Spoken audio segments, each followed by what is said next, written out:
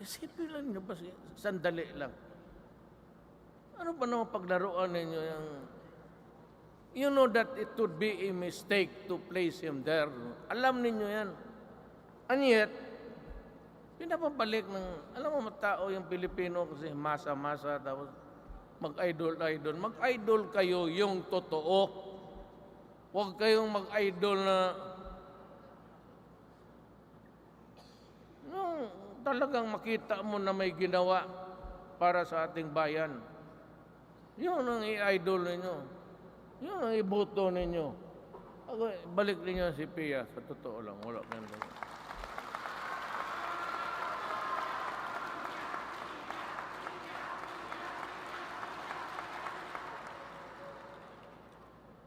Galing mag-cheering. Galing ko kayo sa Davao.